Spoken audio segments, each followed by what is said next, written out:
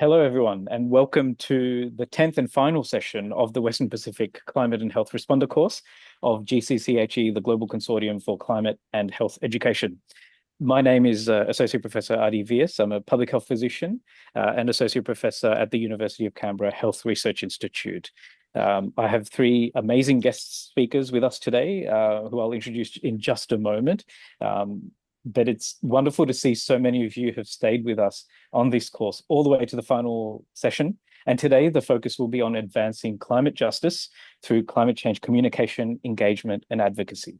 And this is really where all of the things you've learned about before, the specific climate hazards, the health system strengthening that's required to address this for us as health professionals, it all comes to a head, and it hopefully launches you off as the course ends into your own personal practice on climate change and health. So we end with these critical topics around climate justice, communication, engagement, and advocacy. The course objectives, just to remind us, are here.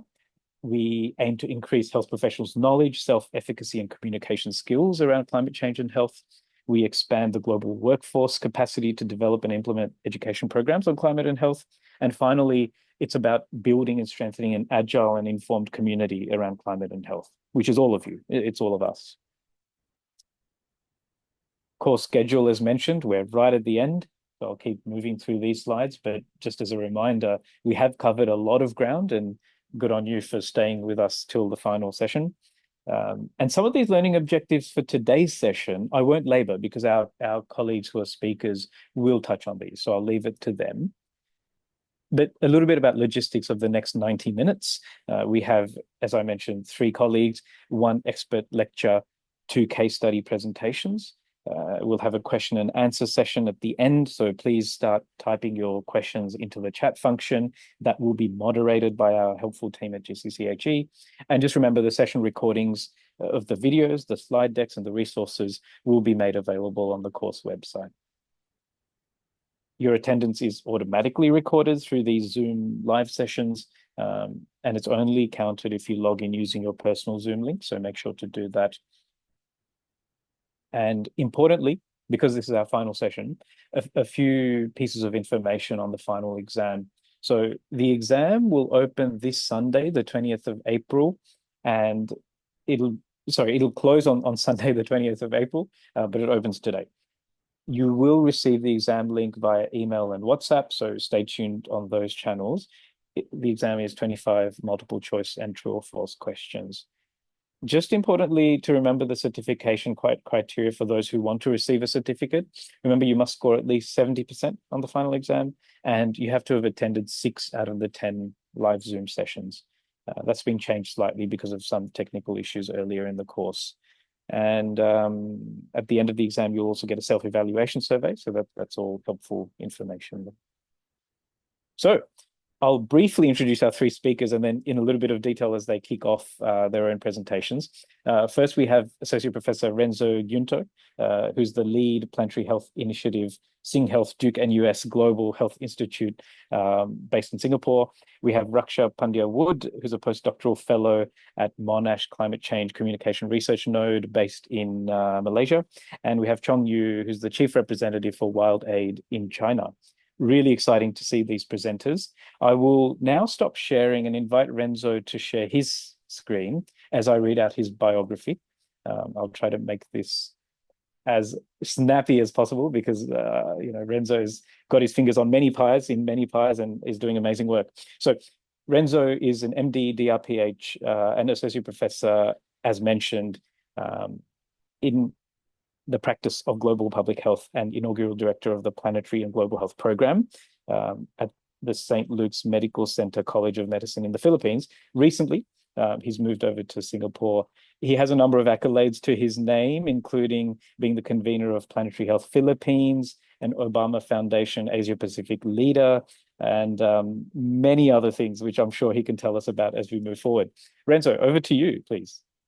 Thank you very much, Aditya. And of course, thank you very much to the Global Consortium for this wonderful opportunity. Wow, 10 sessions or 9 sessions have already passed. We are in the last, and hopefully this closing session will be a great send-off for all of you as you leave the global classroom, the virtual classroom, and return to the real world and try to spread the message of climate and health to your communities, to your nations, and to the entire planet. And in the next several minutes, I will be talking about how can we turn knowledge into action. Aditya already alluded to the rich, volume of knowledge that you've acquired for the past 9 sessions, from the climate hazards to the health outcomes to the health issues at the intersection of climate and health. And so how can we, use this knowledge to inform the world, to change policy and practice and to make a difference for the entire global community? And so I want to start, and Aditya was so generous in his introduction. I always see my work as a climate and health pracademic. You might be hearing this, this portmanteau, for the first time. This means we're both practitioners and academics. We try to bridge academia, the university, our research institutions, our educational institutions with the world, the arena of policy and practice where real and lasting change does happen and supposed to happen. And so I want to start by encouraging you all to embrace this pracademic mindset, bridging knowledge with action. And I think one important, compass, guide for us to become truly effective pracademics of climate and health is by embracing these new lenses, new approaches, new frameworks that have been emerging in the past several years. You heard a while ago that I'm leading the Planetary Health Initiative here in Singapore. And, planetary health, this concept was defined as the health of the human civilization and the state of the natural systems on which it depends. So it's different from public health, which tends to focus only on the health of people. Now we're saying we cannot anymore ignore the health of the planet on which we rely on. And by the way, this year, 2025, is a 10th year anniversary of the introduction of the concept of planetary health, because as you can see here, the Lancet Commission report that first talked about this concept was published 10 years ago. On the other hand, there's another concept, a slightly older one that you may be hearing also in the policy discourse in the news, the One Health approach. And when we say it's One Health, it's about this integrated, unifying approach that aims to sustainably balance and optimize the health of people, animals, and ecosystems. So again, looking at the nexus, the integration. As you notice, there's a special emphasis on animals because the One Health approach came from, our friends from the veterinary sciences who realized early on that doctors of animals and doctors of human beings should work together because of the many challenges, health challenges that both species actually do share. And so, I always remind my medical students, my learners, my future doctors and health professionals that in planetary health, we now have 2 patients, not just the people, but also the planet. And when we talk about One Health, it's about this collaboration, deep collaboration between different sectors and disciplines, sectors that govern the environment, human health, and animal health. This is a framework from the United Nations which redefined One Health during the pandemic. And so, I'm sure we have many health professionals in this class, many clinicians. We remember that when we entered the field of medicine, we recited the Hippocratic Oath, the physician's pledge. Every health professional has a pledge or a declaration that needs to be recited before you enter practice. And I think that is in this century, we are invited to expand, the vision of the Hippocratic Oath and really incorporate the care for the planet while we also remain committed to the care of people. And so, for example, in 2020, I was part of the group that reimagined, re-envisioned the Hippocratic Oath. And here we call it a pledge for planetary health, for health professionals to be united in the epoch or the era of the Anthropocene. I'm sure you've heard the concept of the Anthropocene. We now live in this day and age when it's human activities that are driving the changes that we see in the environment. And that's why we have the climate crisis. It's anthropogenic, resulting from our emissions. And then you may be wondering, is this a new idea? You know, this One Health, planetary health kind of thinking. In the early 1990s, there is this Australian epidemiologist, Anthony McMichael, one of the first to actually write about climate change as a health issue. And in this editorial in the 1990s, he said that the health sector must lift its gaze to bigger ecological horizons. This will require a radical extension of the public health agenda. And I strongly believe that this radical extension that he was talking about in the 1990s is now what we call planetary health, One Health, climate and health. And fast forward, as you can see at the bottom, he is encouraging us to develop an ability to collaborate with unfamiliar disciplines such as climatology and ecology. So I always encourage my learners, my future health professionals, that by the time you graduate, you must make sure that you have at least 5 friends who are not from medicine, who doesn't work in the hospital, who are coming from these unfamiliar disciplines if we really want to be effective in tackling climate change and human health. And then another idea is that, again, it may sound new to you, but this idea that the health of people and the health of the planet are inextricably intertwined, in fact, inseparable, this is not a novel invention.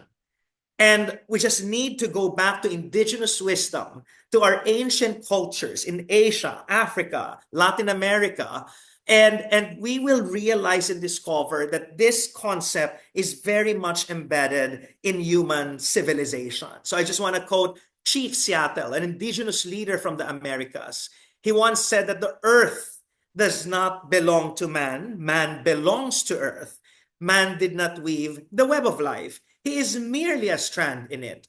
Whatever he does to the web, he does to himself. Isn't it what's happening now when it comes to climate and health? We inflicted so much harm and damage to planet Earth, emitted carbon and greenhouse gases, destabilized the global climate system.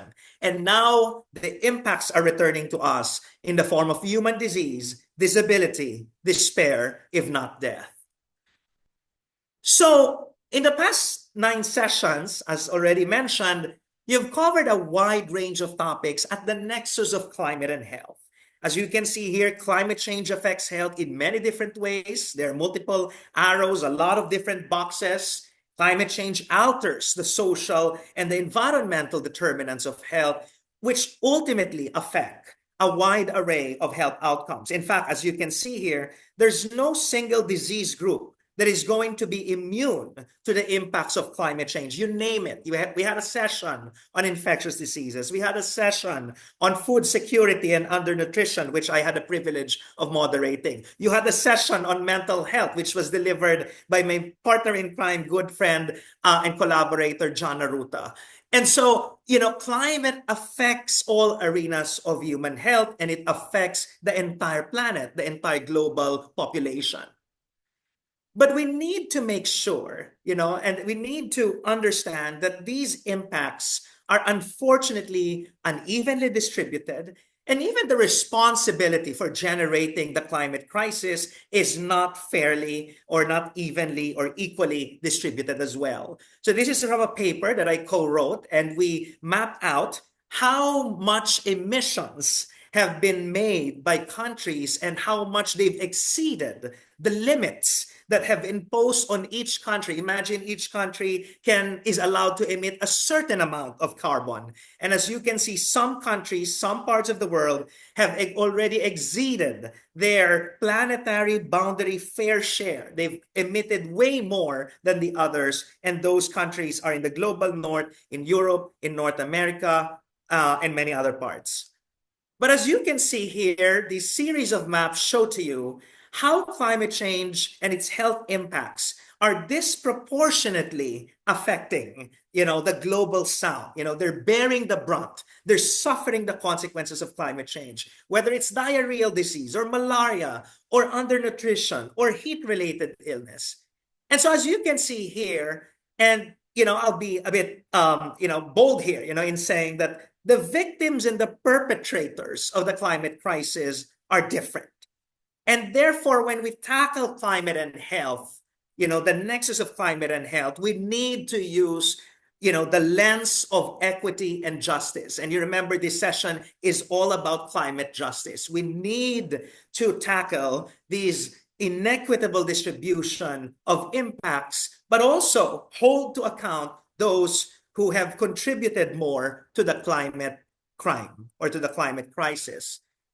And I want to highlight that these inequalities in climate and health are rooted in our history, in our economic and political systems, and even in colonialism, right? We don't want to talk about colonialism, but we cannot talk about climate and health without talking about the legacies of colonialism, how we decolonize our approach to climate and health, how we truly tackle the asymmetries of power, the structures of oppression that created the climate crisis in the first place. There's a term called atmospheric colonization, which is what basically what we did to the climate, right? We colonized the atmosphere by emitting greenhouse gases in exorbitant amounts, but also how, activities related to colonialism, to the economy, the extractive, activities that we have are ultimately affecting the poor, the underserved, the marginalized, the downtrodden. And so we need to really tackle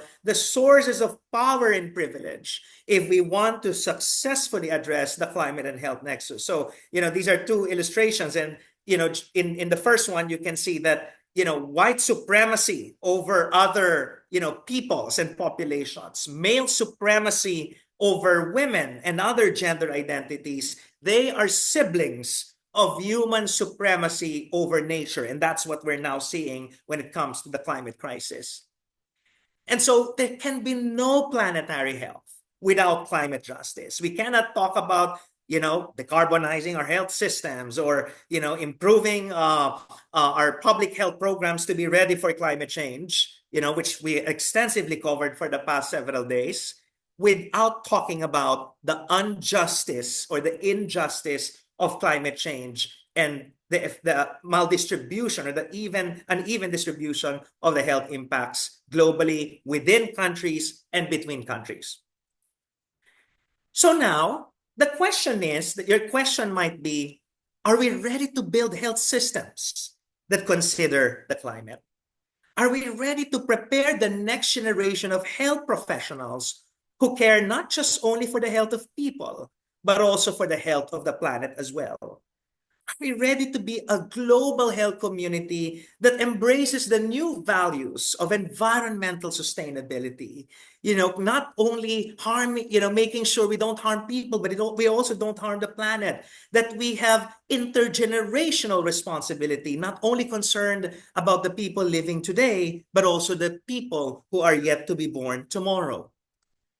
And right now, many countries are saying we want to create and establish low carbon and climate resilient national health systems. I'm sure you've heard of the ATTACH program of the World Health Organization, the Alliance for Transformative Action on Climate and Health. More than 80 countries have already attached to ATTACH. Many of them are in Asia. So I want to encourage you to check if your countries are already attached to ATTACH.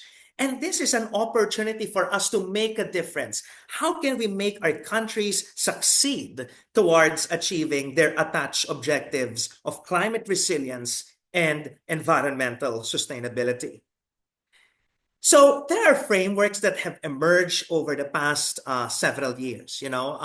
For those who are working at the level of primary care and contributing to the strengthening of primary health care, several years ago, we already said this, that we need to embed planetary healthcare into primary healthcare. You may be aware of the 7 components of primary healthcare. I will not read them here, but you can check them out. But as you can see, we added an 8th attribute to primary care, which is planetary healthcare. We cannot have primary healthcare that harms the planet, that does not protect people from the impacts of climate change.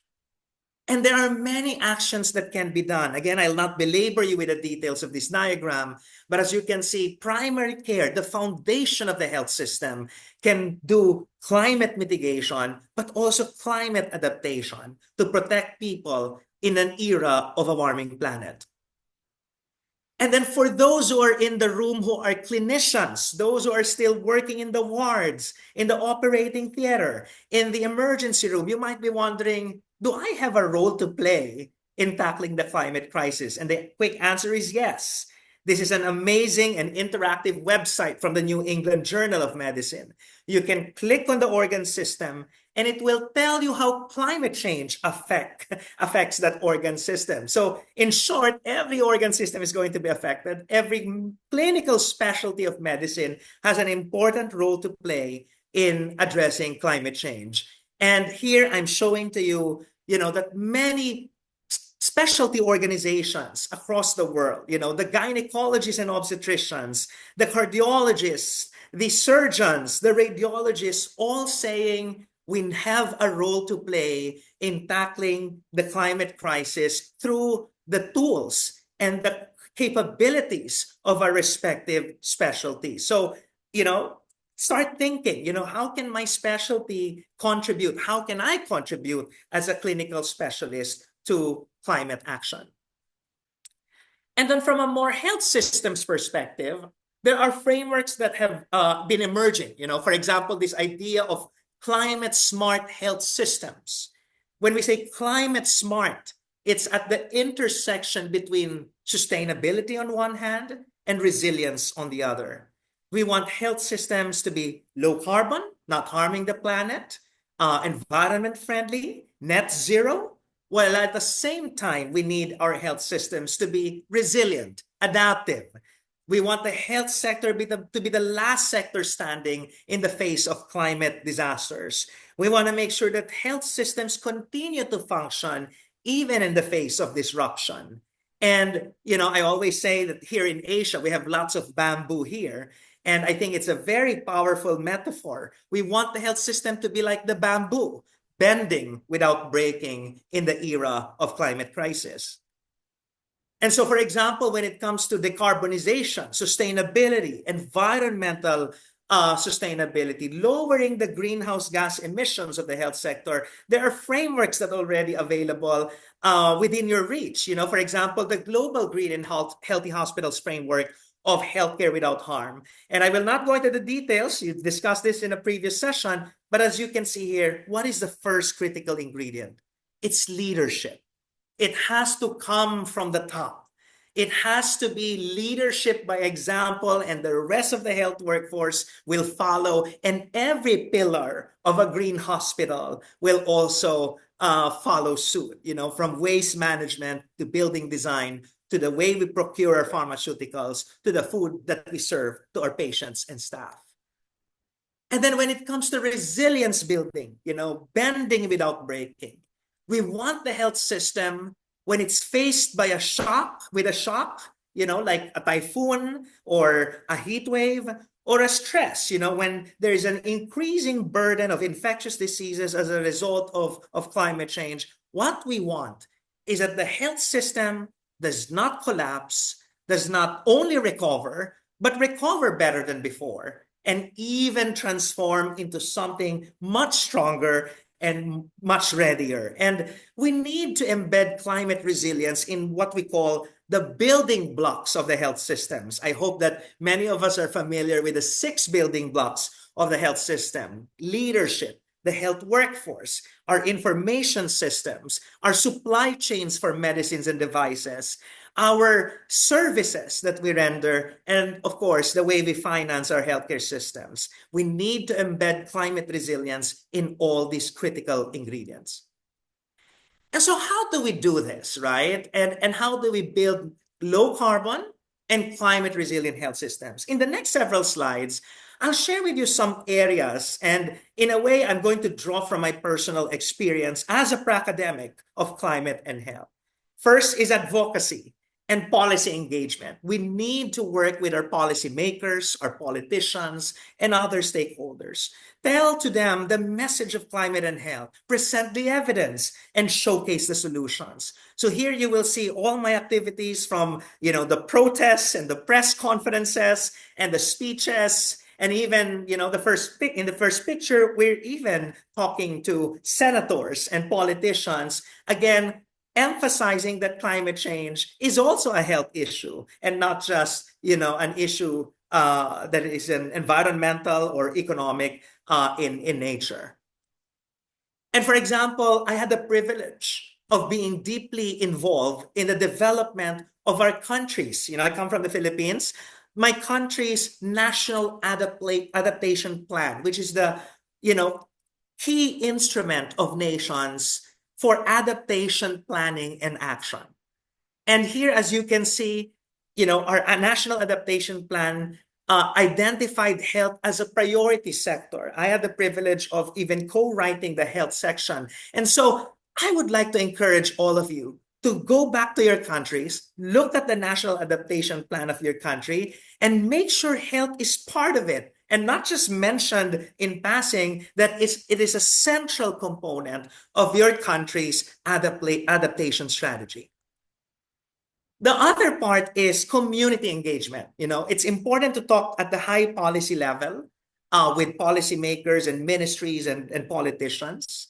But we also need to make sure that we bring the conversations to the ground, to the communities, to the climate front lines, those who are already affected by climate change. Here are just some photos from our activities of my amazing team in the Philippines and collaborators. We work with community health workers that help us investigate climate and health issues. We involve them in climate and health diagnosis and planning.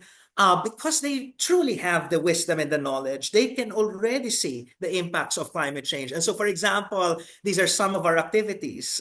We are examining local climate change action plans and local health plans, in the different municipalities in the Philippines. And we're making sure that these two local plans do talk to one another, that the climate plan thinks about health and the health plan considers the climate. So there are many tools that are already existing, and we should deploy them to our different communities, local communities across the world.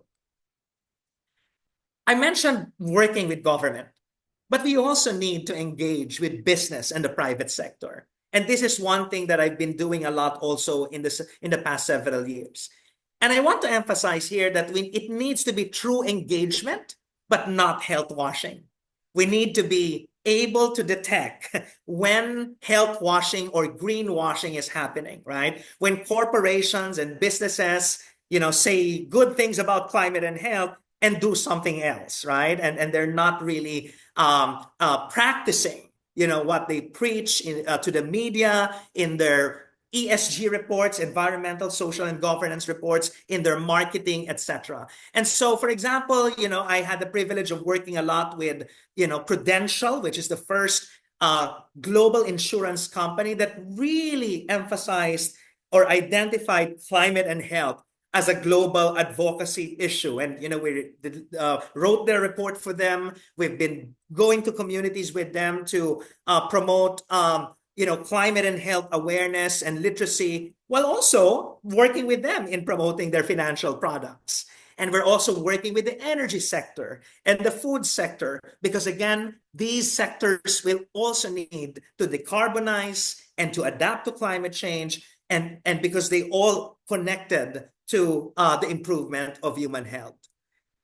And there is also an opportunity for innovation and entrepreneurship for climate and health. I just want to share with you some examples that we've been engaged in here in Singapore.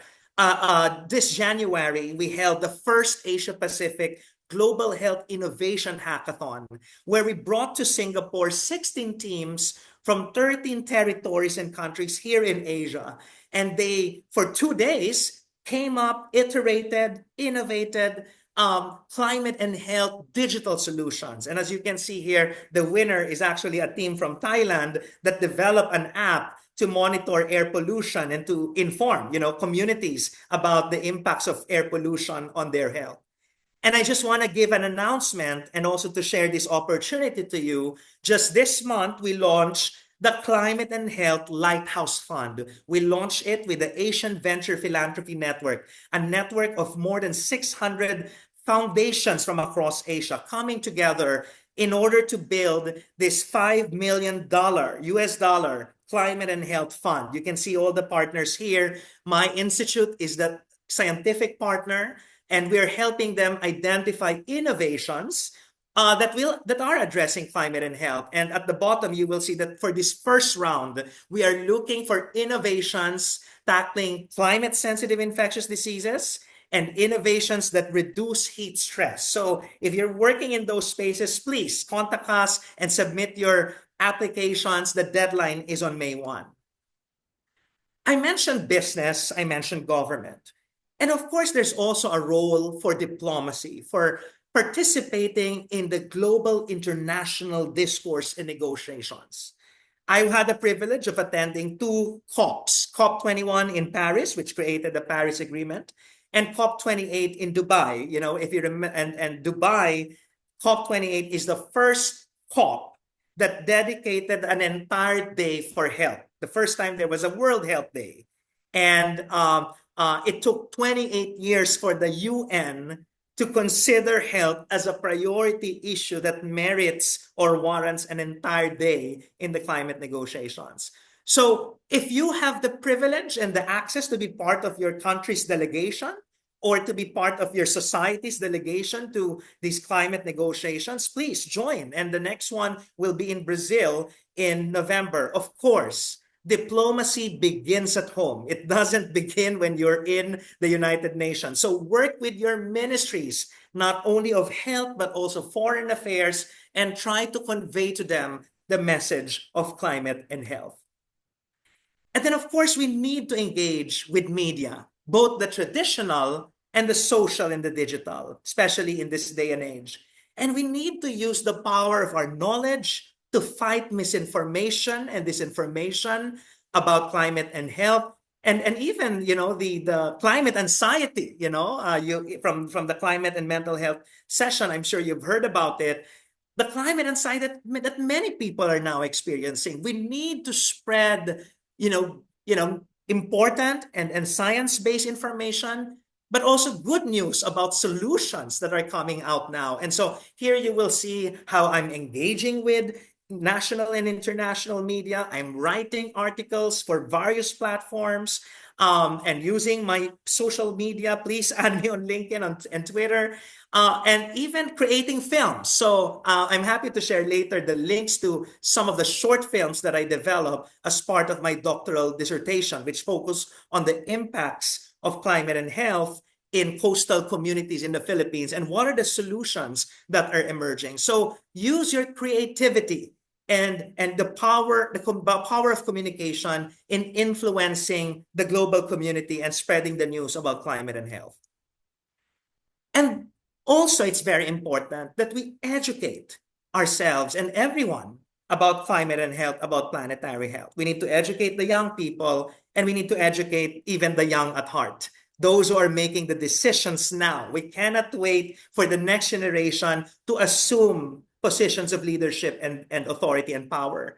And so that's why I'm still very committed to designing educational opportunities for climate and health. And again, kudos to the Global Consortium for organizing this Western Pacific course. And I look forward to more collaborations in the years to come to make sure that all our health professionals around the world are climate trained, climate equipped, climate informed, climate empowered. And as you can see in this framework from the Planetary Health Alliance, at the heart of planetary health education is this restoration of the broken interconnection that we have with nature.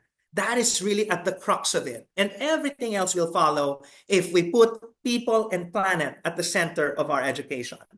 And in fact, We're also bringing planetary health education to kids, to children, our future leaders, the leaders of tomorrow. So here is an example. I actually co-developed a comic book on climate and health for the Filipino children. And now we're trying to ensure it's part of the curriculum of the Philippines, and we're spreading it across the country, and we're doing caravans in the many different islands of the Philippines to educate young people about climate change, its health effects, and how can they cope and adapt. And we need, and I think I already emphasized this, while we're trying to fix our own backyard within the healthcare sector or public health, we need to also work with the other sectors as well. We need cross-sectoral action to improve the health of people, but also to safeguard the health of the planet. So we need to work with urban planners, the energy sector, the transport sector, the industry, the agriculture and forestry sectors in order to achieve these twin objectives of healthy people and healthy planet. And so, for example, in the Philippines, we created this national network called Planetary Health Philippines, which brings together people from all backgrounds. We are interdisciplinary, we are intersectoral, we are intergenerational, and we are even international, bringing together Filipinos who are in the Philippines and overseas. And this is one example of how we can really drive cross-sectoral action to tackle climate and health and to advance planetary health. I'm now reaching my final slides, and to synthesize everything that I've shared.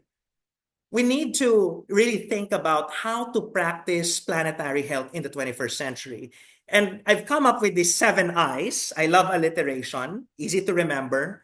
We need to tackle the way we produce and curate and spread information about climate and health and planetary health. We need integration and coherence among policies and sectors, right? We need innovation and entrepreneurship, thinking out of the box for solutions. We need to implement interventions that truly save people's lives while at the same time safeguard the health of the planet. We need to unlock investment, find new sources of financing to support our planetary health initiatives. We need to institutionalize planetary health. It cannot be a one-off, an ad hoc thing. It has to be embedded in the DNA of our organizations, our governments, and societies. And the last is inspiration. We need to spread inspiration and hope and optimism. Time is running out, but we still got time to save the planet and save ourselves as well. How do we tell the powerful message of climate and health? I always say I have 5 S's. We start with the stories of our patients, of the communities that we serve, the communities that we visit and interact with. And then we follow it with the science. What is the IPCC saying? What is the Lancet Countdown saying about, the state of climate and health science? And then present the statistics that are not too overwhelming, but statistics that drive action and maybe cause a bit of fear and anxiety because it helps, that there are 250,000 deaths annually that will be generated by climate change in the next several decades. But we cannot stop with the situation, the diagnosis. We need to follow it with solutions, right? What are these emerging solutions, these bright stars, even in the ocean of despair, right? And darkness. What are these glimmers of hope that we are seeing globally? And then finally, we need to also talk about ourselves, the self. How are we living climate change and health, but also how we are addressing it? How are we contributing to the discourse? How are we using the power of our talents and our skills and our knowledge to drive lasting change? I learned from the Thais, from our fellow colleagues from Thailand, that we need to have this triangle that moves the mountain. We need to create relevant knowledge. That's the importance of research and discovery. We need political involvement and political advocacy, working with the politicians and the policymakers, which I already mentioned. And most importantly, or equally important at least, is social participation, social movement, mobilizing the communities that are impacted by climate change and health, but also who have the power to influence the discourse and reshape the narrative. Yes, we have so many things that need to be done, which we already covered, but we also need to look at the macro picture. How can we transform the political economy of climate and health? How can we shift away from this old economic thinking that we can endlessly and limitlessly pollute, contaminate, emit greenhouse gas emissions, and instead shift towards a donut economy? It looks like a donut economy model that respects the planet's boundaries, while at the same time ensures that we have the social foundation that will make our people healthy and happy. I have my last two slides. Finally, one, planetary health is an invitation to planetary humility. It invites us to shift away from this ego-logical perspective. Oh, we human beings are at the top of the pyramid of nature. We can continue extracting, mining, polluting, emitting, producing, and over-consuming. And instead, we need to shift towards a truly ecological perspective, where we human beings live in harmony and in greater solidarity and interdependence with all creatures, great and small, and all the other components of planet Earth are one and only home. And finally, I strongly believe that planetary health calls us to become good ancestors.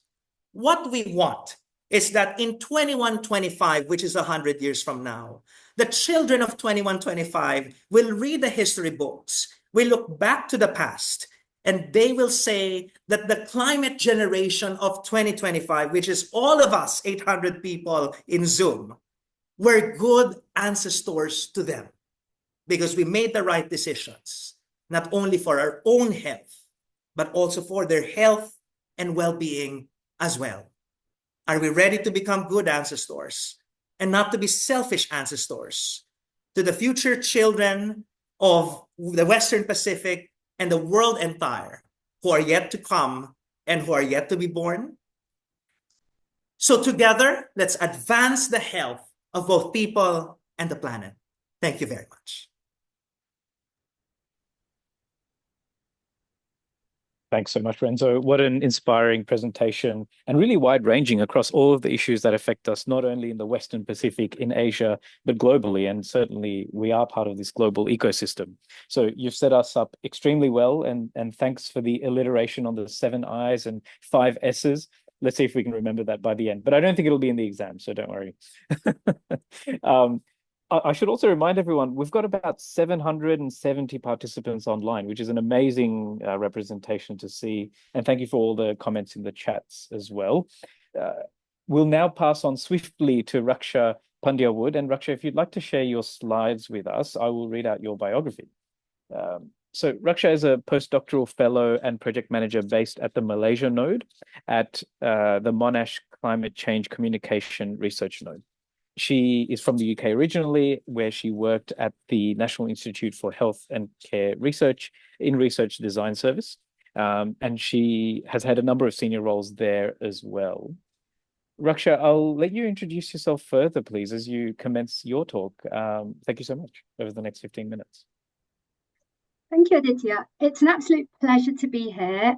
Once again, I had the pleasure of moderating a few weeks back, and here I am being able to share some of the work that we're doing in Malaysia. So, yeah, I mean, I think Renzo's talk did such a fantastic overview of what's going on in the world around climate and health and justice and communication and advocacy and engagement. What I'm going to do today is go into a little bit more depth of what we mean by engagement. How do we get deeper into understanding communication? And I'm going to give you some examples of what we've done. So I'm just going to share my screen. Can you all see that? Right. So we're going to say 3 things are going to be my focus of today. So what does climate justice mean for Malaysia? So I'm going to talk about some audience mapping that we've done. I'm going to give you some examples of some of the vulnerable groups in Malaysia and some of the work that we're doing with women and children.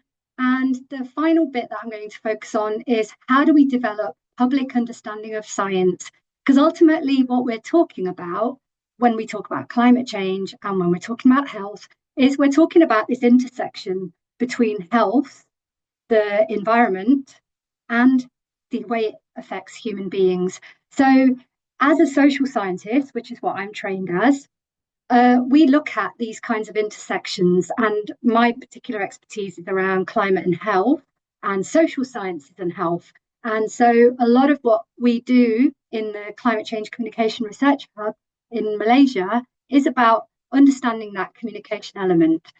But to do communication properly, we actually need to understand our audience. So I won't read the demographics of Malaysia because you can read those for yourself. But some of the important things here are that Malaysia is a relatively small country. It's quite densely populated. There's a variety of different religions and ethnicities that live in Malaysia. And within that, there's going to be different languages that's spoken. So in Malaysia, we have Bahasa Melayu, English, Chinese, and even Tamil.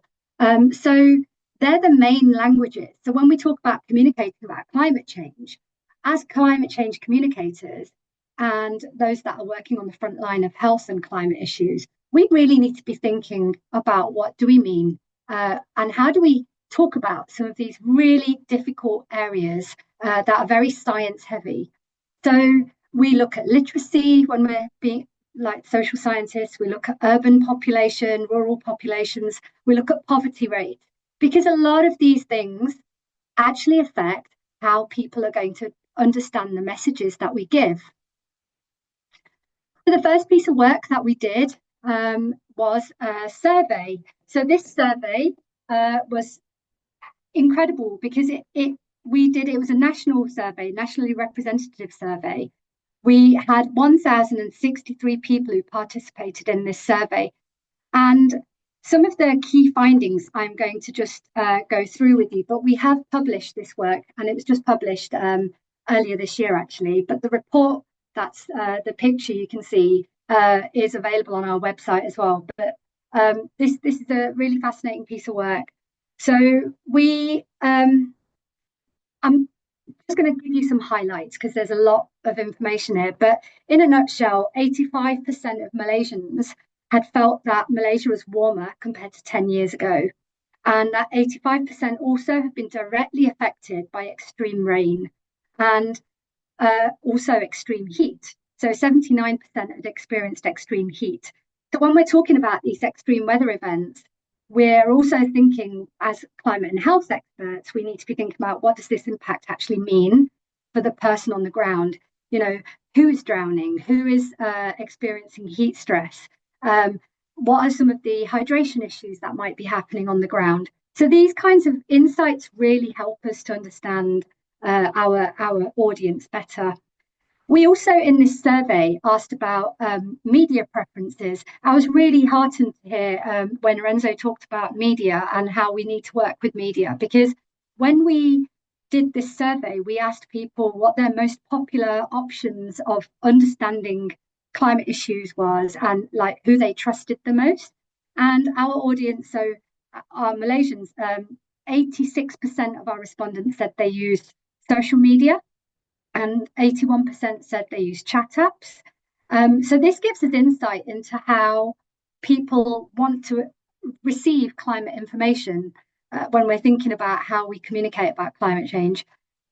We also learned that 72%, which is quite a large number, use online portals rather than print media.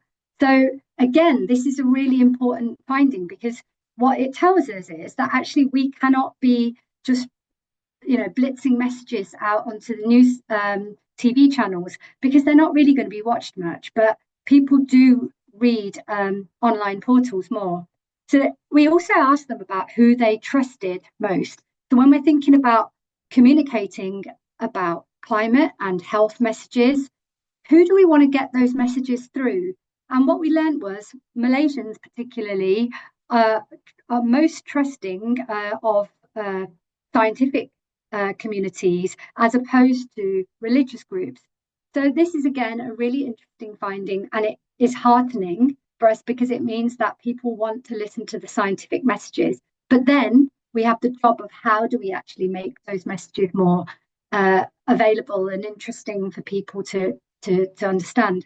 So I'll go into that a bit more, but Other things that we found through this survey was that 60% of Malaysians want to reduce its greenhouse gases, and lots of people were saying that, you know, Malaysia's got to, Malaysian government should increase the incentives for people to try and reduce climate change.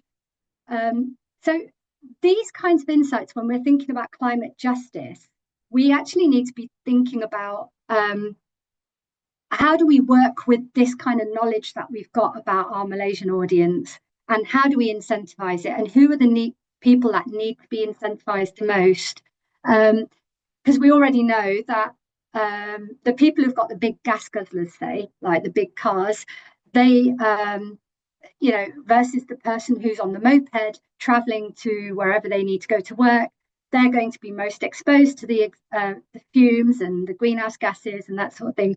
So, but the person who's using the moped is going to be the one that's less, you know, putting into the climate.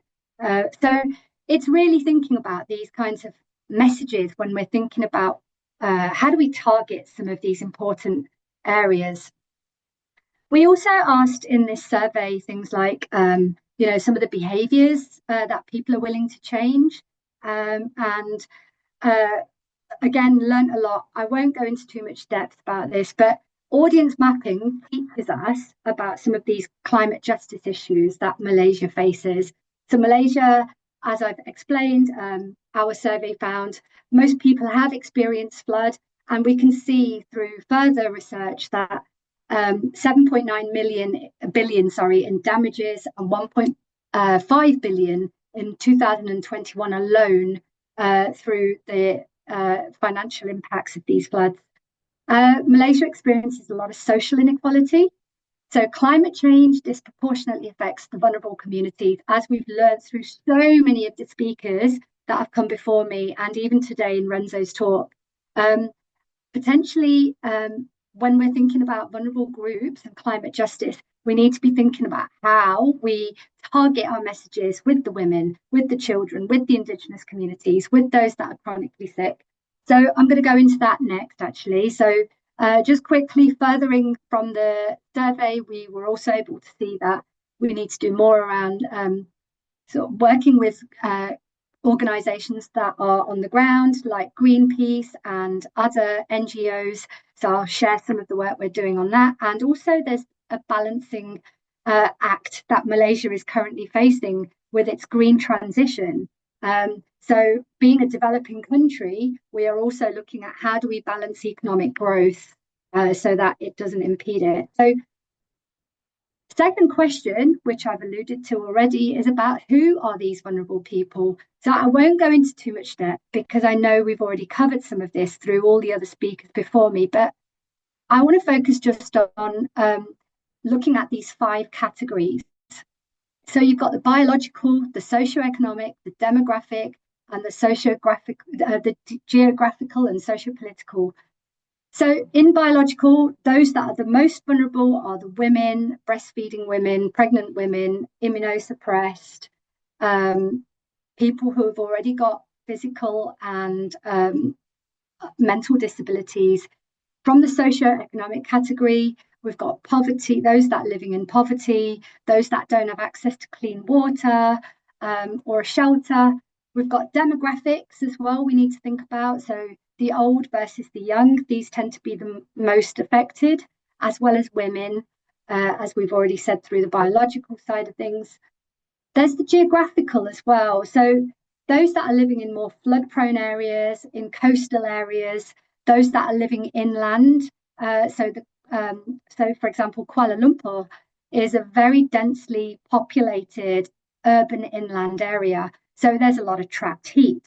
So those that are living in trapped heat areas, when there's a heat wave or drought, there's going to be much of the heat that's being concentrated inland and doesn't escape very well. So that means people on the ground who are living in a city are going to experience a lot more of some of these heat-related issues. There's also the social political. So where there's war-torn countries or parts of the country that are not very economically stable, there's going to be more vulnerability factors. So based on some of that work, and also we did a systematic review to understand what some of these climate-related health impacts are in Malaysia. This systematic review was published. Again, you can look at this publication, but this publication was really interesting because actually it was the first time that a systematic review was conducted looking at climate-induced health impacts facing Malaysia. And what we also learned through this systematic review is that there's actually no work being done on women that we could find that is peer-reviewed and addressing the women's kind of understandings around climate and health and getting their involvement in research. So we were lucky enough to win some money on a project we just started actually this year, looking at the understanding women's needs around climate and health and their research priorities around climate and health. That's an existing piece of work that we're currently doing, and watch this space. We are hopefully going to start that off, and you'll see some publications coming out of that. But there's other work, and again, Renzo mentioned this as well. There's working with children and young people, because children are the leaders of tomorrow, and we need to make them fully understand what is going on in our climate, in our countries, who are the vulnerable groups, how it's affecting them. So yeah, there's a fantastic school that we've been engaging with. I've been doing some work with them and my colleagues. I've got an amazing team here at the Monash Climate Change Communication Research Hub, Malaysia and in Australia. And we all do various areas of work. We're doing lots of advocacy work. So the picture on the right-hand side is Nick Nazmi. He's the Malaysian Minister for Climate and the Environment. And we invited him to give a town hall at Monash, and that was fantastic. So that image in the top of that slide you can see is an auditorium full of members of the public, students, researchers, scientists that came and listened to Nick Nazmi talk. It was fantastic because we could get our audience, the people that came along to this event, to actually ask him questions, and he answered these questions. So this is a really good way of getting public engagement into the climate and space. So the vulnerable groups in Malaysia, I won't repeat, but the B40 particularly I'll just mention is the bottom 40 community. So these are the lowest income earners of Malaysia. They are most affected, but also the agricultural workers, fishing communities and indigenous groups, as well as those groups that I haven't mentioned, but I've already mentioned earlier. And the third question is, how do we develop public understanding of science? And this is a really important one, because actually to develop public understanding of science, we actually need to, as I've said already, we need to know our audience. We need to understand how the topic is significant to our audience, but also include how some of that science. So going back to some of those, the slide that Renzo showed about how you make something impactful, we need to provide those stats. We need to provide the science. We need to provide the personal stories.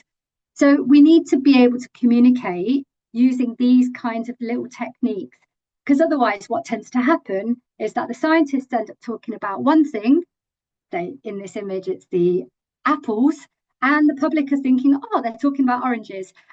We want to try and harmonize that and get them to think about the same thing that they're doing. And the only way we're going to do that is by there's various ways we can do that. And I'm going to talk you through some of the work that we're doing in Malaysia in relation to building that public understanding of science. So another piece of work that we've got funding for that we're currently doing is working with journalists and climate and energy experts. So we are currently, so this project's called Climate and Energy Direct. And what we're trying to do is when an extreme weather event happens, there's always a scramble for journalists to try and find the right expert to quote in that particular study. So then what we end up doing is journalists struggle to find someone in good time, and then they end up using recycled information, and it's not very current. So in this project, we're trying to build like a Facebook, if you like, between the climate scientists and the journalists, so that they can actually meet each other before an extreme weather event happens, so that there's someone there ready to talk to when something happens. But we're also doing workshops with the journalists to understand what some of their main issues are around what they struggle to communicate about climate change, because actually journalists have such an important role in speaking to the public of the country that they're based in. So, and they're trained in journalism. They're not trained in climate science. They're not trained in law. They're not trained in health sciences. So actually our job is to try and work with these journalists to equip them so that they have the skills to be able to work with them.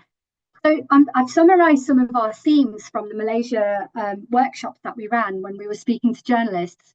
But some of the things that they find particularly that they need help with, or what they find helpful, is that they want training on climate change. They want to be able to show the audience how they visualise. They agree that we should be personalising information a bit more. Stories need to be geographically targeted better. There needs to be trust. Information needs to be localised.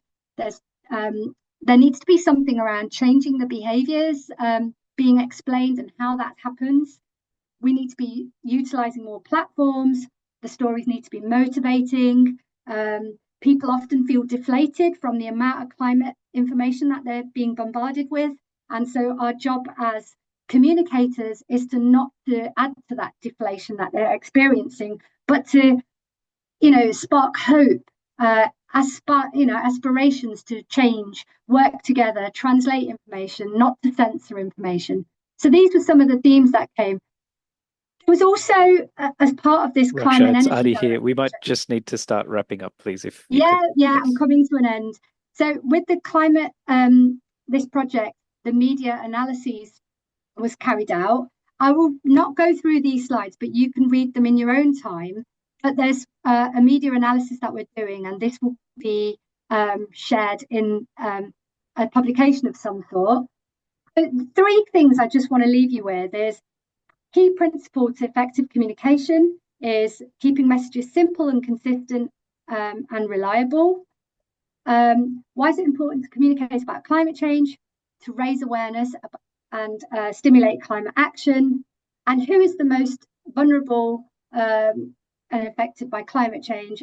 That's the elderly, the poor, the sick, women and babies. And I just wanted to end with this one picture, which is one size does not fit all. And whatever country you're based in, you need to look at how you target climate change communication with them. That's me done. Thank you. Over to you, Aditya. Beautiful. Thanks so much, Raksha, for this really nice, kind of not only insightful presentation, but you've actually taken us through the pipeline of what happens from research, which you've shown us a very rigorous survey of national attitudes to climate change in Malaysia, but then also research translation, if you like, all the way through to specific target groups like journalists, politicians, taking research out of the academy, which is so essential. Thank you very much. We'll move swiftly along to our next case study, Chong. And just remember, everyone, there's time to put your comments in the chat so that we can have a bit of a question and answer session. As you're putting your slides online and sharing your screen, I'll just read out your bio. So as WildAid China's chief representative, Yu Chong is responsible for overseeing the organization's operation and program management in mainland China. These programs encompass global initiatives to reduce illegal trade in endangered wildlife and their products, strengthen law enforcement and capacity building in marine protected areas. Many other things, which include climate action and lowering the carbon footprint amongst consumers. Yu Chong has been elected as World Economic Forum's Young Global Leader class of 2023. Very much looking forward to hearing from you. Thank you. Over to you. Thank you, Aditya. Hi, everyone. I'm very honored to be last speaker through all sessions, and I'm going to share a real-life campaign practice on enhancing public awareness of climate health through strategic communications campaign. So to start with this sharing, I'm just introduce WildAid. We're a civil society, international environment NGO, and through the conservation, through communications module, WildAid is dedicated to provide the environment. And this is more details of WildAid global program focus on wildlife conservation, marine protection, and climate, which is more relevant to what I'm going to discuss today. And this is more illustration of how this conservation through communications module works for WildAid, including how to work with the influencers, media, and to create cost-effective campaigns. And I'm going to introduce WildAid Climate and Health Program today. And this is a bit of the background of the program. I'm sure that through the last sessions, you already know about the background and the key challenges of the program. So the objectives of WildAid's program is to collaborate with scientists to deliver climate and health content along with climate adaptation actions. So this is more, it's really wordy, but I think it's worth sharing that the theory of change and the strategies for the WildAid climate health communications campaign. For example, on the communication strategies, including how to focus on reducing health risk. And also I'm hearing from my previous speakers how to simplify key findings, especially from the reports, and how to disseminate this messaging to the specific target group. And this program in China that we have strategic partners, including Tsinghua University and also Lancet Canton, of course, is our scientific partner. And we also have Huawei Weather, which is a weather app similar to the Apple weather app, which can help us to send the message to the really accurate specific vulnerable group I'm going to share later. And this is wordy again, but still want to share. It's actually a real life chart that we are using for the campaign, how to abstract the communications messaging from the really important but really scientific messagings, facts, reports, and research to the messaging and further to the narrative that the audience can better understand and reflect on that. And for the program last year, we are more focused on this target group that over 55 years old, that in certain areas might more likely to have the heat waves. And the campaign output include in summer that we have the public service announcement, we have the billboard, have a mobile page, all focus on the messaging of preventing stroke during the heat wave and the health risk relations to climate change. And this is in winter that we created a comic strip and with a headline, "Do we still need to worry about cold waves in a warming world?" And this is an illustration in Chinese that what we pushed to the target audience last winter. And we also have the A-list celebrity actor Wu Lei in China help promoting this messaging because he's been cycling, and along his cycling, he experienced some extreme weather. So we asked him to use his real life experience to resonate the message that we want to talk about on the climate and health. And this is a timeline, just an example that how we put 3 different outputs together, and also how we did a campaign starting from the early summer in May until the end of the year to cover the winter extreme weather as well. And This is the summary of how the campaign ends. That with the 26 million views on social media and also 3 million offline exposures.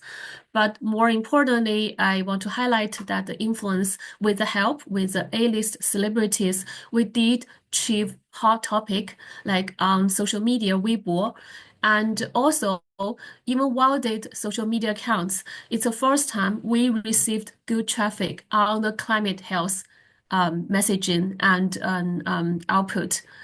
But this I want to share is that Huawei Weather helped us to push the message to specific their users and their vulnerable group that we choose. And the total exposure was over 100 million. And I think the most very important thing that in winter, you see, we pushed to those groups, and the click rate was 0.33%, which is not really high, but it's average compared to other pushes they have on the Huawei Weather. But in winter, you see, when we did again the national-wide push, that even the total views, the total push range is actually lower in summer, but the click rate was 5 times that of the summer. So our own reflection is that because probably that the extreme weather in summer, the message is really mature, like to audience, not new to them, but the extreme weather, like including the health risk in winter, is really shocking and new to them. They want to check it out. That's our analysis, internal analysis. And also other highlights, including you can see the engagement rate is really high. We can achieve the 23,000 discussions that on Weibo on the specific thing that they explain their concerns and their thoughts on that. And we along with the online campaign, we also did the offline community outreach to gather more insight from the groups and what is their concerns and what they want to know. And impact evaluation, that we also did the evaluation on if you look at the chat, it's in Chinese, but the engagement peaked when the weather is the highest. And we also choose the time to push the message on Huawei and on the Weibo, other social media. And if we look at, I think previously I shared the average click rate is lower than 1%. But if you take a look at a closer look at, but the click rate exceeded 50% among the vulnerable group. So that's their actually, so you can see how the message working for them. And the feedback from the groups is including they want to know more how to reduce risk, and they want to know really practical messaging like does drink water work? Should I drink it in the morning or in the evening? So they want to know more on the health and safety advice. And from the questionnaire that we did offline with the voluntary group, we also see the similar pattern that they want to know more practical advice, and they want to follow the expert advice, who is the most credible source or messenger for them. And what we plan to do next, we want to verify by strategic communications campaign, can we actually reduce the disease frequency during the extreme weather seasons? So that's what we're going to do with the Tianjin Center, the Meteorological Environmental Center, that I hope to share in the future. And a quick lessons learned, really wordy, but it's also a real life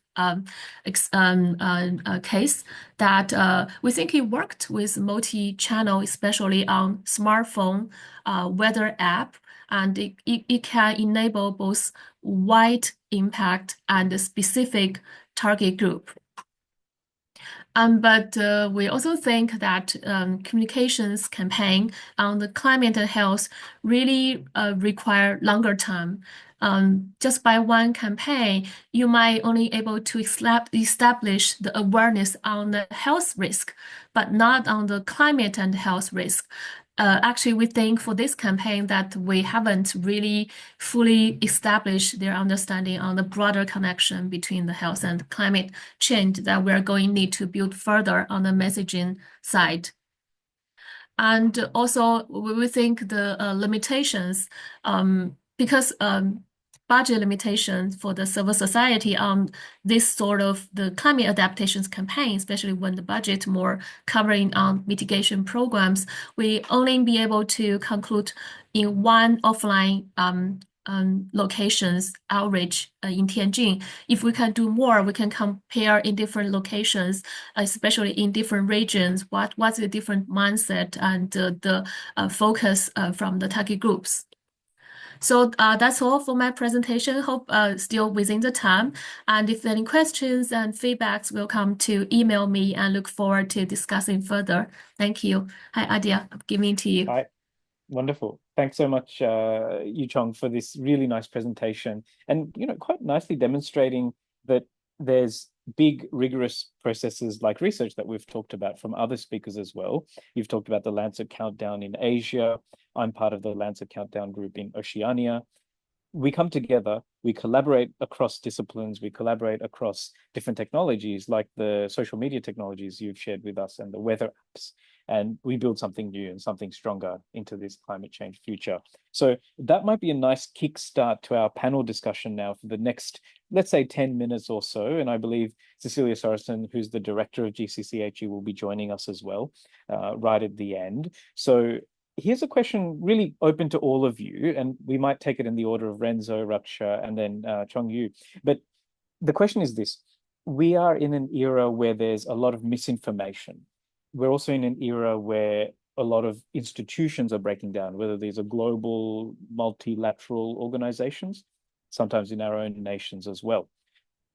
From your discipline and your experience and your expertise, what is one of the kind of tell me the top 1 or 2 or 3 things that we might do to address these key issues of misinformation and kind of institutional breakdown? Renzo. Yep, thank you very much. And I'll try to make it quick so that we have plenty of questions to cover. I'll leave our learners with 3 C's. I love alliteration, as I've mentioned, right? Competence. We need to be very competent in communication, right? And that's why I encourage everybody, equip yourselves, right? From a tweet to to facing the camera or speaking in a podcast, try to learn skills and enhance that, because we need to be very competent in order to fight the purveyors and the spreaders of fake news. Second, consistency. It cannot just be a single tweet or a single article. We need to keep on saying and saying again and again the messages, the science. And third, credibility. And credibility comes from our work as scholars and as practitioners. We need to be seen as practicing what we're preaching. So I think those 3 are vital ingredients to make sure we fight disinformation online or even in the real world. Thanks, Renzo. Raksha, over to you. Yeah, I think the most important things that we're learning from our work is that we need to start helping journalists build relationships with the scientists, so that there's an understanding about what it is that is being miscommunicated, so that the journalists can rectify that in the stories that they're writing. That's one way of doing it. But the other thing is to help people to understand what some of these complicated words actually mean and how they might be misunderstood. Like, for example, greenwashing. Many cultures don't have exact translations for that. So it's very hard to talk about something when there is no literal translation for it. So that can add to some of the confusion and misinformation that's going around on the internet and things. They're my 2 pennies worth. Great. I'll be really quick on this. I think it's really work for us when you empower the audience, especially the youth, direct talk to them. For our campaign last year on the climate action, the theme is when it's come to climate action, the power is yours. So you need to talk to them, let them to be the voice of everything. They'll be verify the misinformation and disinformation. I need to keep talking to them and let them talking and keep the momentum. Thank you. So it sounds like dialogue is a critical thing here that all of you are talking about. Let me take this question now maybe in reverse order, or let's just have some free-flowing discussion. But I'll start with one of the questions that was actually put to you, Chong. Someone in the chat was really excited by the fact that you got an actor, a social media influencer, a really famous person to be part of your campaigns. And similarly, we can apply that concept to Raksha, your work, and Renzo, talking to politicians and such.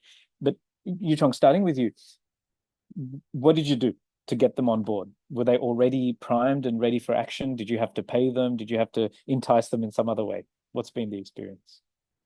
It will be a 2 hours answer. But to keep it short, I think giving Ule, what I refer in the example that I know him and his team for a long time. I know he's cycling, sorry. And he has experienced a different extreme weather, like heat, like storm. So I use this, what he really loved for, to pitch for him. And he didn't charge us. He knows it's for climate. And it's the 4th year that we're working now. Fantastic. You need to know your target audience, including the celebrity ambassadors. Probably that's the summary of that. I would say that, so we haven't actually worked with anyone famous yet, but we have worked with politicians and also quite a few high-profile people that are very well known within the government. And I think they really help because they act as like champions for what you're trying to talk about. And it always helps to bring them on board. And when you are inviting other people to come and listen, they are there to kind of be the enticer, if you like, into that. So that's very much about relationships that are being built by people who work within Monash. So I think building relationships is a key part to this idea of how you bring in champions to help support your work. Just to add, because we're talking about champions, messengers of the message, right now within the healthcare sector, especially in the Western Pacific, we need more, of our comrades and colleagues to step up and to speak up and to use all media platforms available. But also, I think we need to find the champions from the other sectors who understand the message of health. And that's, yes, we need the doctors and the nurses and the midwives speaking about it, but we also need colleagues from the energy sector, the food sector, the transport sector saying we're doing what we are doing because it's not just good for the planet, it's also good for health as well. So, we need an army of champions. And I hate war metaphors, but I use army. No, I'm with you on that. Yeah, we should come up with better metaphors that are more about caring. Health is a caring profession. Agreed. Thanks for this. So trust, communication, and also long-standing relationships seems to be the recurring theme between you. Feel free to ask each other questions as well. We tried this at one of the other sessions that I moderated. Was there anything that you heard from each other's talks that you have a question about for each other? I wanted to just also add, so in the arts, one of the things that we're looking at is looking at humour and how you bring in humour to understand climate and get people talking about climate more, because humour is so powerful when you can get people talking and laughing and joking, and because it is very serious. Everything we're talking about is really flipping serious. So how do we get everyone talking about it? And I think we need to do much more with the arts. So we need to bring in, theatre, poetry, comics. It was fantastic, Renzo, you talked about a comic. But I think all of these kinds of things are bits of the puzzle that we need to bring in more of, which I would have loved to have talked more about, but we didn't have time. And in health, I feel like Chong, I'll bring you in a second, but just to comment, often in health, we might feel we're a more conservative profession, we're more serious, and sometimes there's a reluctance to actually engage in these things. But one of my anecdotes is when I used to work at the Ministry of Health in Sydney, health was very serious about outbreaks of serious infectious conditions. Our friends in the police department, though, they were putting out amazing memes on social media, doing all sorts of things to, for example, reduce the death toll on the roads, right, from risky and dangerous driving. So absolutely agree, Raksha, that we have to kind of branch out and get out of our comfort zone as well, which I know others have said as well. Chong, over to you. Yeah, I want to just respond to what Raksha just mentioned, that the public service announcement we did is actually in a humor way. It's a comic dialogue. It's Chinese xiangsheng that is really well received in Beijing and Tianjin area. I'd love to share with you later. But my question is that in the real life campaign, we actually experienced that the target group that we are targeted is a vulnerable group. But if we want to motivate them to do more climate action on mitigation, they're actually not the group that should be account for that. So we're in a kind of when we only have limited resources, like which group should we target it in terms of the effectiveness of the emission reduction. I know it's a different topic, but it's thinking from the civil society level, we really have a hard time to choose the campaigns when the two sides couldn't actually harmonize. Yeah. Great point. We might take a final round of comments as we then wrap up the Q&A session and close off the session. So Renzo, over to you. Yeah, just to add, because we talked about champions, we talked about, the celebrities, we talked about, how we need to inject a bit of arts and humor to our campaigns, but at the same time recognizing, the gravity, the seriousness, the drama of climate and health. I vividly remember one action that we did many years ago when we brought both health professionals wearing white coats and patients bringing their X-ray plates showing how their lungs were affected and destroyed by air pollution due to coal-fired power plants. We brought all of them to the Philippine Senate. And that was, eye-opening to the policymakers, the politicians, very moving. Tears were shed, but also very hopeful. And that led to major, a national discourse around climate and health. Fast forward, our Ministry of Health, Department of Health is now developing a roadmap for climate and health for the next decade. So, it takes time, but it always starts with these moments and stories and relationships. Any final comments to build on that very resounding note that Renzo has put in front of us? Okay. Well, look, thank you very much indeed, Chong, Raksha, Pandya-Wood, and Renzo Guinto for joining us today and giving us your expertise. I'll now hand over to Cecilia Torrenson, who's the director of GCCHE. It's been a pleasure working with you, Cecilia, on this really, inaugural course for Western Pacific, but really quite a powerful demonstration of what we do as a discipline and as a profession.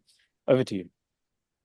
Absolutely. And thank you so much to all our speakers today, to Renzo, Aditya, Chong, Raksha. Really incredible conversation and dialogue. We need to have more of this, talking about solutions and talking about really how we communicate these issues and how we can come together for solutions. I'm the director of the Global Consortium on Climate and Health Education, and we've been running these courses now in almost every global region. And so everybody knows there's people around the world, hundreds and thousands of health professionals who are really mobilizing around this. So we are together, and we will persevere through these times. For those of you who are joining us, we have recently launched the Western Pacific Network on Climate and Health Education. Really exciting, which is based at the University of Sydney. We'd love to have you join as individuals, as institutions, as civil society partners, as we continue to grow this collaboration. There's a slide here which is being shared where you can scan the QR code. We'll also put a link in the chat where you can register. It's completely free. We plan on doing some every other month webinar series after this course to keep this community together, and then hopefully follow up next year with a second course. So please consider joining. We'd love to keep in touch with you. Again, a huge thanks to our partners, everyone who made this course possible. We couldn't do it without you. Together we're stronger. So thank you all so much. Do we have some logistic reminders that we need to go over before we close? Maggie? Yes, we can pull up the exam slides. Okay, fantastic. Again, huge thanks to everybody who participated in developing this course. So as you know, there will be a certificate of participation awarded to those of you who attended 70% of the sessions, and we will give instructions now on how to take a brief exam, of which you have to pass with a 70% score. So we've given you, I think, 4 or 5 days to take it, maybe 3 or 4 days to take it, more logistics to come. And then after we sort of line up your attendance with your score, we'll be issuing certificates on behalf of all the partners who participated in this course. Maggie, do you want to go through the details real quick? Yes, we shared these at the beginning, Cece. Oh, So good. just as a quick Okay. reminder, you'll be getting the link later today. Be sure that you're signed up to both our WhatsApp group or our WeChat group, depending on your region. And you'll be able to take the exam, take as much time as you need for the exam, but you will need to take the exam in one sitting, as once you've submitted, you won't be able to take it again. And just a reminder, you'll need to get at least a 70%, which is 17 questions out of 25 on the exam. And you'll have needed to have attended 6 out of 10 of the live sessions to be eligible for the certificate. I'm going to stop my screen share now just so I can add all the links to the chat that are relevant. But if you have any questions, I'll also add my email in the chat. All right. Thank you so much, Maggie. And again, huge thanks to everyone who's joining this course. We can't do it alone. We're going to do this together. Thank you all so much for being here, and we look forward to seeing you soon. All right. Take care.